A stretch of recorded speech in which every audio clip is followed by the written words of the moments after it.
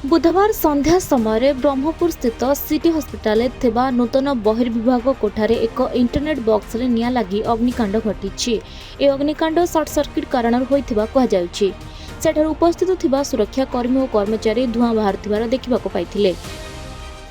मु जाइथिली city hospital आज checkup करिया को देखियो पाइली जे काली निया लगी पूर्वरु एमकेसीजी रे निया लगी थिला देखुलु ये करूँ सिटी हॉस्पिटल टी ठीक थिला जाइलु देखिलु जे पूरा निआरे भयभीत केतल तो लिफ्ट बंद हो जाउची केतल बोले सीलिंग भी तले जदि पेसेंट थे पड़े हार्ट पेसेंट तेणुक भी भयभीत जोर लगुच प्राइवेट रे देखेले पैसा पत्र जहाँ भी खर्च हो खर्चांत होमें जमा कर पारनु बहुत दुखित आज्ञा एप्रति जदि सरकार दया कले ध्यान देले टिके भल हुंता।